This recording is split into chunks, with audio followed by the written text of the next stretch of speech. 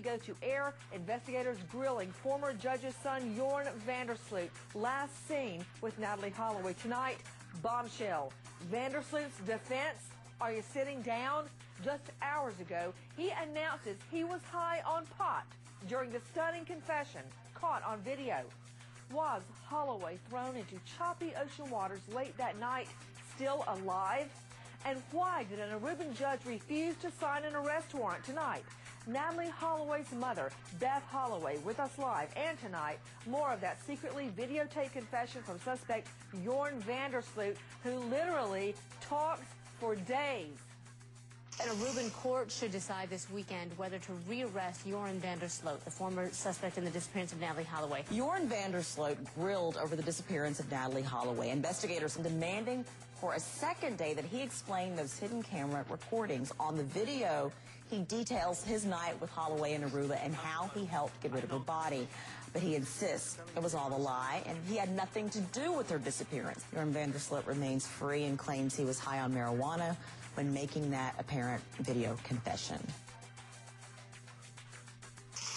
And tonight, instead of a brand new toy for her 11th birthday, an Indiana mom gives her little girl pot and booze at the little girl's own birthday party. Then passes it all on to the little girl's friends. Thanks, Mom.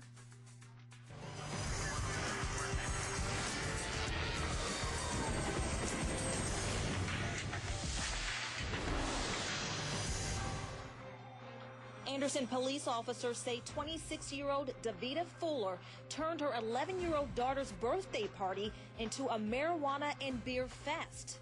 The birthday party took place here at Fuller's house on West 9th Street. The guests included Fuller and 2 of her friends, her daughter, and 3 of her school friends.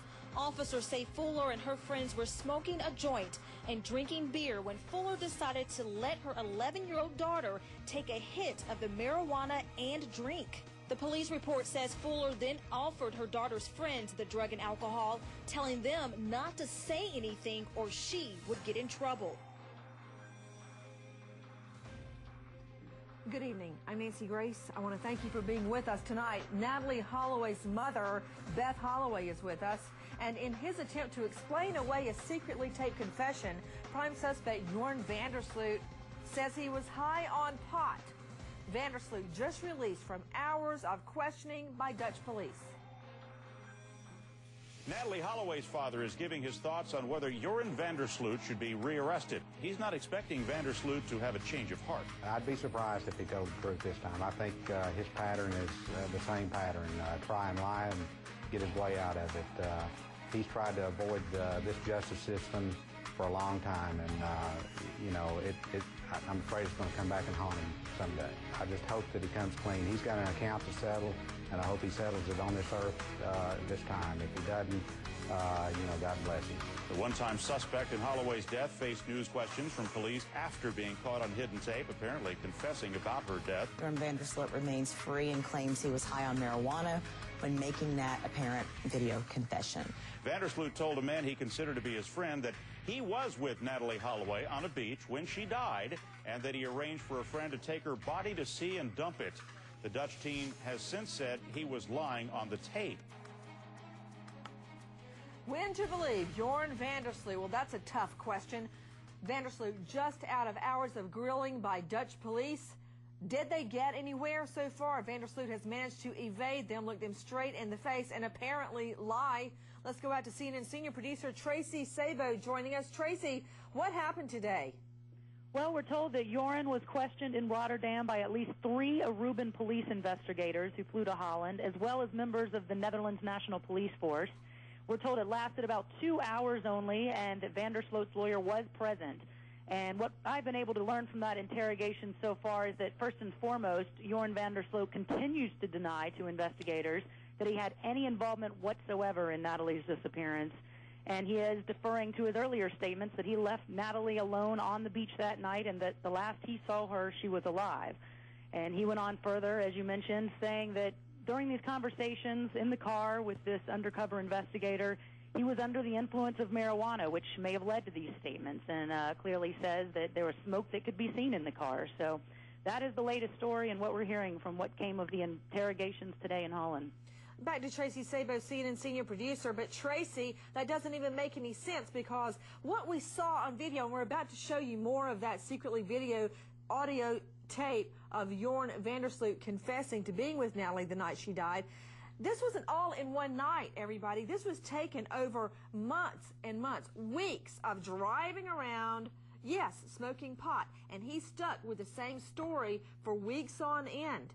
He mentioned being there on the beach when Natalee went into convulsions 10 separate times, Tracy Sabo. It's not as if he got high and drunk on one occasion and came up with a fabrication. This was something, a story he maintained over months. That's true. That's what we've been told. And another interesting thing to point out is when these videotapes first surfaced, it was clearly a surprise to Jorn Vandersloot, and his first defense was to call into a local Dutch television broadcast, and he said publicly on the air that he was lying. He made this up because he knew that this Dutch crime reporter wanted something, and so he made up some lies to give him something to investigate. But clearly today we're hearing a different story. He's now saying that in some capacity didn't know of what he was speaking and that he was under the influence at the time. Now to Art Harris, investigative reporter who's been investigating the case. Art, how long was he under questioning today, and do you believe that the Dutch authorities got anywhere with him? Well, Nancy, it was about a 2-hour investigation, and the good news is that you have the Dutch National Police involved with the Reuben Police. Great oversight. They're like the Dutch FBI, excellent investigators. And, you know, the pressure is on. They searched a couple of locations, took hard drives from one computer at least, and so they're serious. They're pressing the ground here. They're serious. You said they're serious. They're serious 3 years later, and they searched his grandmother's house. For all I know, he bought an iPod and an Apple notebook 1 year ago, and they're just seizing it. That's serious to you, Art Harris? They appear to be serious, Nancy. I have a lot more confidence in the Dutch National Police, though, than we've seen from the Reuben Police. Well, I've got a lot more confidence in the reporter that hooked up with Vanderame and got this secretly recorded tape. Before we go to Natalee's mother, who's with me here in the studio, take a listen to what Jorn Vandersloot said when police weren't listening. And she just came down from on top of the bar. She just came up to me. Who? Natalee. Come take a jelly shot of me. So the whore jumped on the bar and she wanted me to take a jelly shot out of her navel. I did it. Then she says, so now you have to buy me a drink. So I say, what do you want? She says, what's good? I say, a shot of Bacardi, 151. She says, okay, that's fine. So she takes a shot of Bacardi, 151. She takes it, and right away she goes, whoop, bam. You know, 151 proof, you know. 151 proof, that is. That's 75% alcohol. She asked for a chaser. She's drunk, really drunk. But I was thinking, I'll just take the girl with me. We'll go. So I say, what do you want to do? You want to go to your hotel? I'll just go with her to her hotel. That's the best thing to do. She says, no, I don't want to go to my own hotel. She's just lying still? Still. She's not doing anything. He says, what happened? I said, I don't know either, man. Did you try to resuscitate her? Of course, I tried everything, man. I tried to shake her. I was shaking the bitch. I was like, what's wrong with you, man? I almost wanted to cry. What have to happen to me? I said to him, this isn't possible. He took the boat, he went far out, and he threw her over the side. Then he came back, and he docked his boat there. And he came by my house for a bit. At night? Yeah. Then we talked for a bit, and he says to me, you know, it's all good. She's going to be missing, they're going to search, but they're not going to know a thing.